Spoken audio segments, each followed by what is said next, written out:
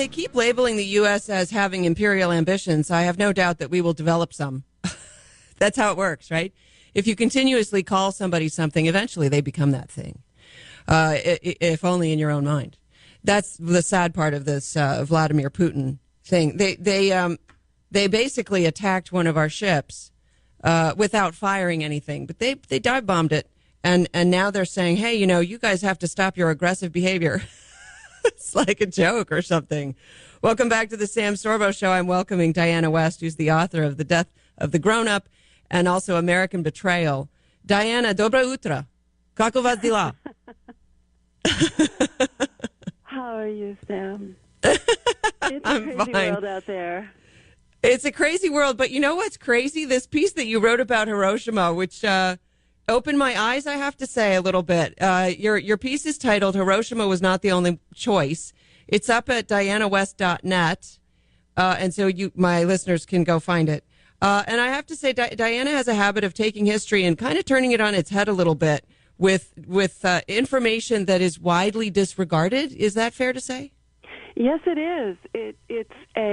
It becomes a very simple process once you see how it works, once you realize how much we have been deceived by narratives that omit facts, statements, personalities, events that are part of the open record. None of this is secret. None of this is conjecture.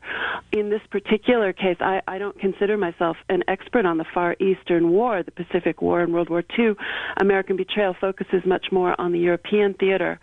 But there is the same story to tell in terms of exposing a whole new side to the course of events that we have been told as gospel. This is where it becomes easy to see how these things can be expanded.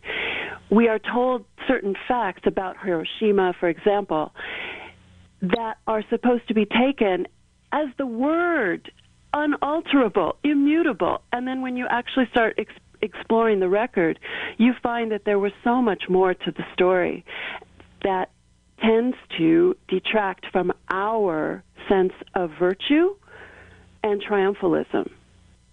And this is where it becomes quite important for us so many years later to absorb these things. Well, let's get specific. Specifically, what is being sort of refuted? Yes, well, specifically the notion that the atomic bomb, the two atomic bombs the United States dropped on Japanese cities in August of 1945 were absolutely the only way to knock Japan out of the war. This has been something that I think all of us have been taught, and we get quite heated about defending, because the point being, we are always told there would have been an invasion requiring some 1 million men, Americans, to bring Japan down. It would have resulted in probably 1 million casualties on the Allied side and more on the Japanese side. So the bombs are presented to us as the humane solution because there was no other. Well, once you start looking at the record, and this is just very casual, really, you find that there were 5 peace plans presented to the United States through the Kremlin and through the Vatican leading up to this point. You find out that General MacArthur, in January of 1945, brought home a peace plan to Franklin Roosevelt about to depart for the disastrous Yalta Conference that was virtually identical to the surrender plan that was finally accepted in August of 1945, after those 2 bombs, after Iwo Jima, after innumerable casualties, suffering, cities destroyed, etc., etc. So you start saying, what was going on? Why would there have been no peace parley? Why was there no discussion? And why don't we even know to ask these questions? We may not know all the answers now, but we should know that these things were going on and that what we've been told is a story, another fairy story to burnish the victors, to glorify the victors. That would obviously be us. But, yes, it would be. It would be. So, and then go the ahead. other piece of it in this particular essay that I put together, drawing from, again, open sources, reputable journalists. Also, former President Herbert Hoover wrote an amazing book that was published posthumously just, I think, 3 years ago called Freedom Betrayed. He's collected a number of these statements and anecdotes. The other piece of it being that many of our leaders, military leaders, statesmen, actually did not see the bombs as the definitive reason that the Japanese came to the table or, surrendered anyway, that they felt that the war was going along in such a way that they were not even necessary. I mean, these would be generals, Secretary of State Burns, the chief of staff of Franklin Roosevelt's White House, Admiral Leahy. This is not just casual discussion. These are the leaders of the day on the record with these statements that have just been paved over, lost to us in our own understanding of events. This, to me, is where, and this is, as you'll recognize from American Betrayal, this is sort of the big tantalizing question. How can this be gone from us? This is our legacy. We should be wrangling over this, deeply trying to understand this. But no, it is lost to us, and we're supposed to mimic the sort of catechism that what we did was virtuous and good and the only way. Well, because it was so horrific.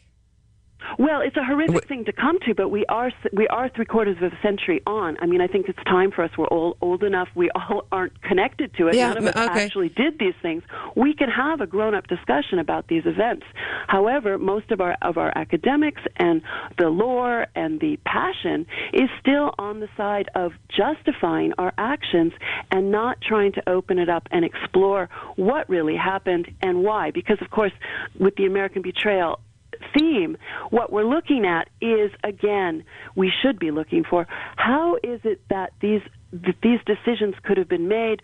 Was there Soviet influence on these decisions? When we look at the decision to bring the Soviet Union into the war, they only did 5 days of war fighting in the Japanese theater and got innumerable territories and positions and just strategic goodies galore out of the Yalta Agreement. So, there's all this stuff going on, and when you see the mechanism by which the Pacific world, much of it, namely China, etc., turning communist, when you see much of Europe turning communist by war's end, by 1949 in China, you have to start wondering what was going on in terms of the Russian strategy, and how were we played, did we collude, what figured in on these strategies, and are we just looking at more cover-up in terms of not wanting to bring this stuff out and try to understand the extent to which influence, stupidity, dupedom, and collusion played a role in these momentous cataclysmic decisions. And is it your position that the bombs being dropped were part of that, part and parcel of the whole of Russian influence, or? Well, I think it's something to examine. I think that many have actually done a lot of this spade work in terms of looking at the extent to which our positions in China, where we were we were allies with the nationalist government of Chiang Kai-shek, were infiltrated by communist agents. This is not something that I have Diana. to do with. It's the fact. I hear it. I hear a new book coming on. Well, there should be. Thanks, Diana West. Thanks for coming on the program, DianaWest.net, and up next.